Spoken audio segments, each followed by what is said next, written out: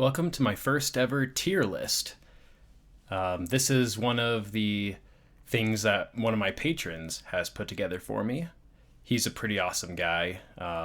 He does a lot for this channel. He helps suggest videos. Yeah, and he put together this tier list. And what this is it's a list of all of the characters that I have so far done complete animation videos for.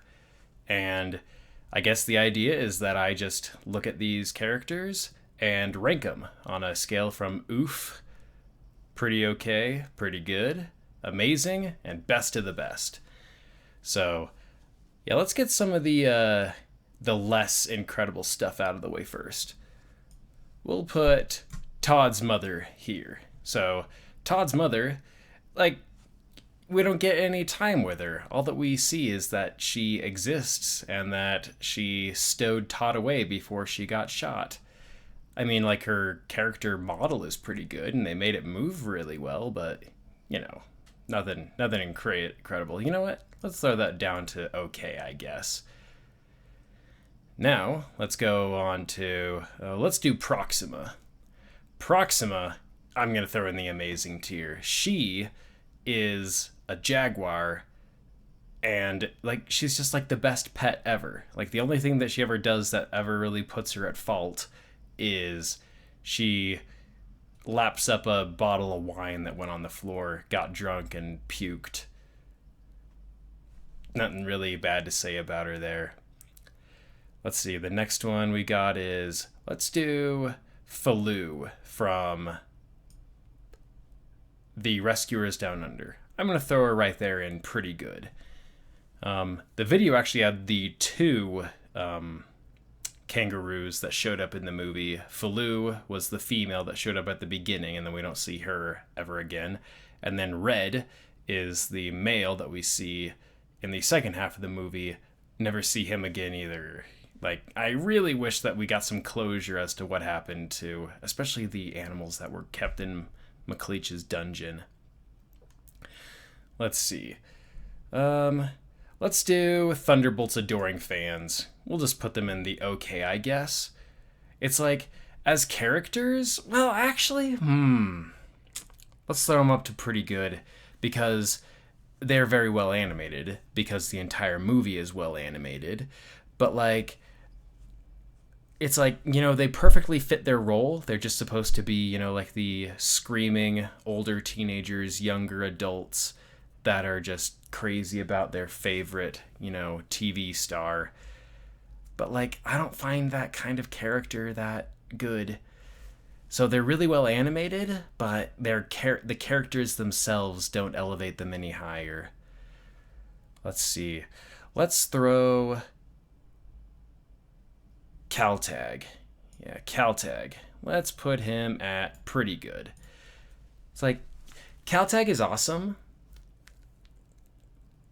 in theory, but in actual practice, he doesn't do much. He basically is a real follower of things. He's not a leader. Yeah, he's well animated, but everything in the movie is well animated. But he just has the coolest name. You know what? Because his name is so cool, I'm gonna throw him up into amazing. That's how much I like his name. Now, let's do a good one. Ooh, a good one. Sisu, best of the best. It's in terms of her character, she's pretty good, I'd say that if it was just the character and nothing else, I would throw her down here into the pretty good. But because of just how incredibly well animated she is, oh my goodness, she is such an incredibly animated character. I'll throw up there. All right, Luna from, yeah, oof. It's the only redeeming thing about her entire character is just her character model. That's it. I hate her personality. I hate the show that she's in.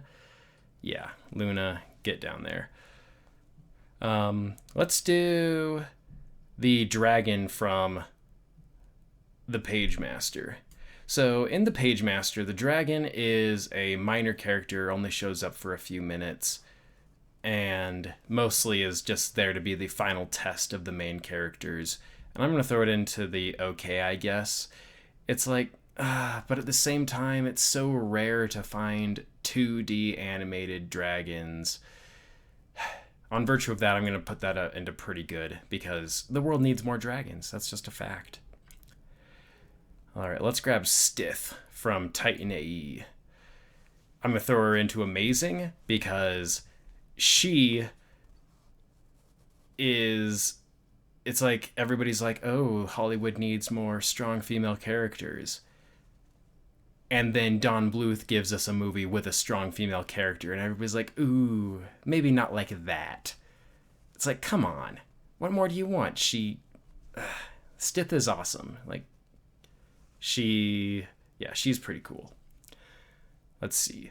Let's grab Surok. Let's put him into pretty good. I feel like Surok could be bumped up into the amazing tier if there was an episode that was like the Surok episode. But we never got one. But yeah, Surok is awesome. He's a strong guy, supports his leaders. I made this point before, but Surok is basically everything Scar wasn't.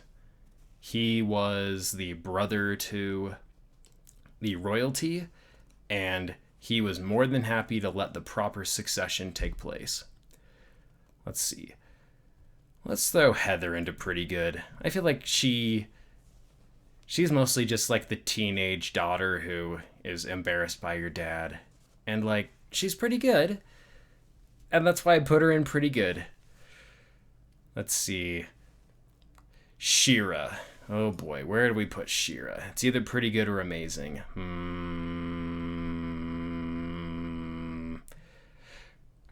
So, Shira in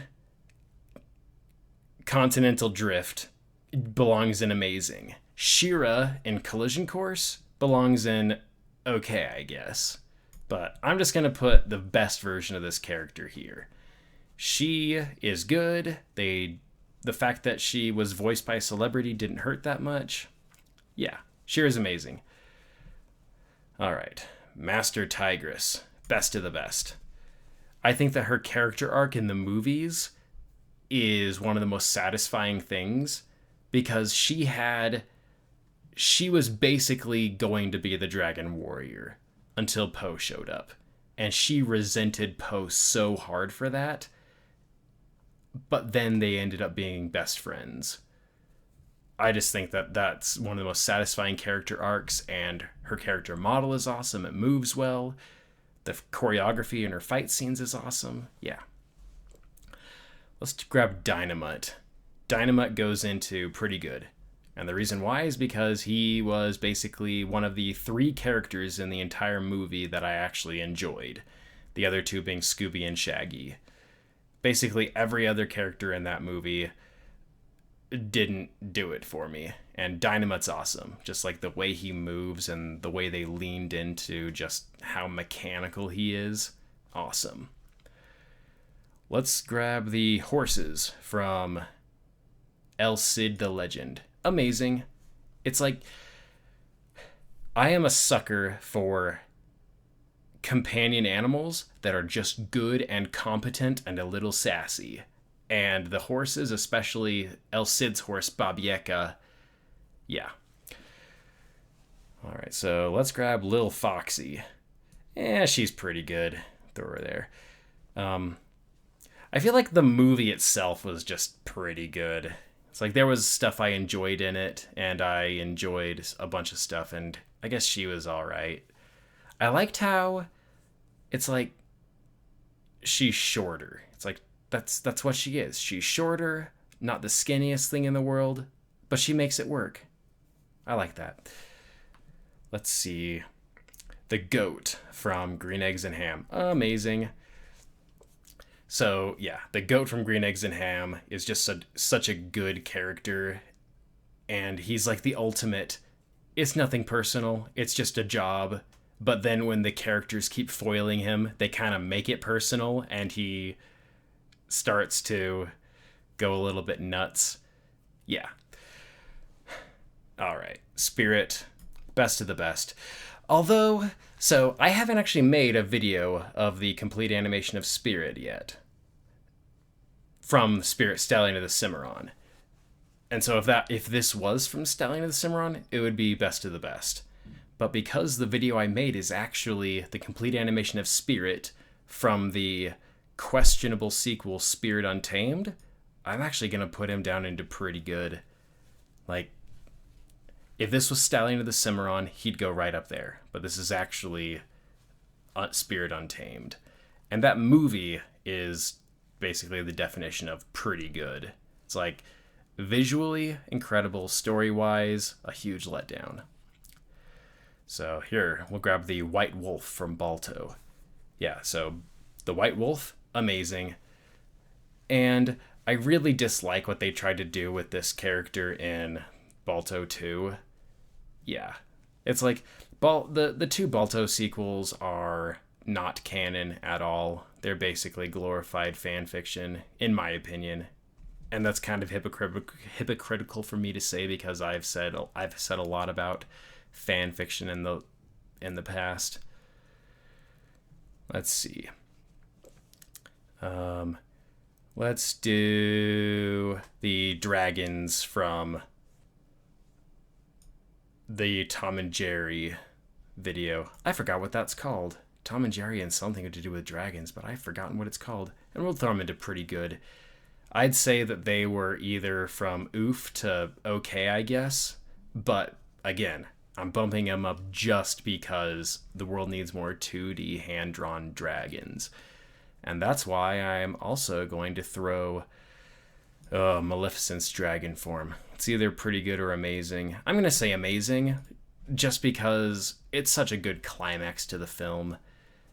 And it's so well animated. The animators really went all out working on Maleficent's dragon form. Let's see. Let's take Lady Justice and throw her into amazing. And this is purely from a design standpoint. Just the visuals that the DuckTales version of this like ethereal, otherworldly lady personification of Lady Justice. It's so good. It doesn't animate that much, but just like if I ever own a law firm, I want to have that statue. If I could have a 2-scale statue like that, that would be overly garish and ostentatious, but I would kind of love it. All right, Foolie, get into best of the best. You basically carry the show, especially the third season. The third season where, for most of the time, Kion is struggling with really mental health issues. She kept the team together. Yeah, Foolie, best of the best. In terms of both visuals and character. Like, holy cow, Foolie is incredible. Let's see. Dharma, put her into pretty good. It's like, she's just a regular old girl who plays the guitar and is there for her friends when they need her. It's like, yeah, okay, Dharma's amazing. Especially in the first movie. In the second movie, she's too much of a whiner baby. Let's see. So, there's a duplicate here of Dixie. But let's just put Dixie into the amazing tier.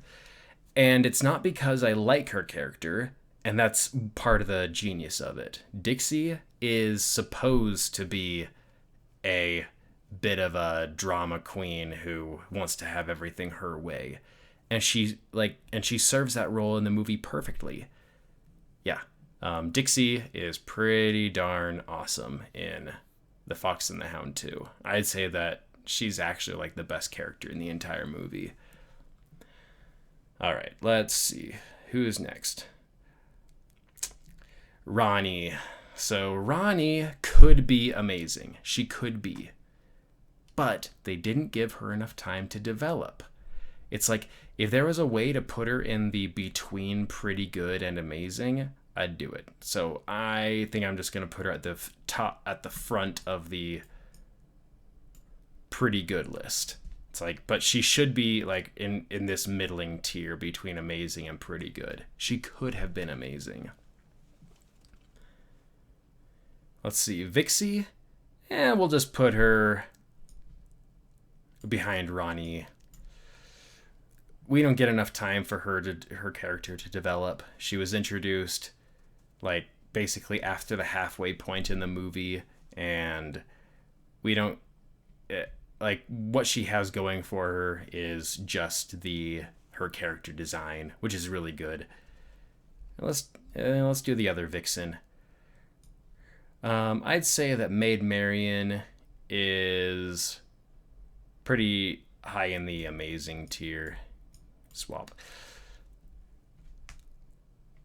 And she could be best of the best if they gave her time to develop her character. It's like Vixie and Maid Marian, they're two, female foxes that really they could have been best of the best if the movie was about them. But they were secondary characters, and I feel like secondary characters have a really hard time getting up here. Let's see. Miss Kitty from An American Tail 5 Goes West. You go into the pretty good. Right into the pretty good. I'd say you're a bit higher in the pretty goods because of how kind and caring you were to Fievel's sister. I don't even remember what the sister's name was. Let's see.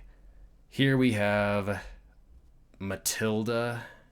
I think that's her name. I'm going to put her into the okay, I guess. I guess I haven't really seen enough of Skippy Adventures in Bushtown to really get a good read on her.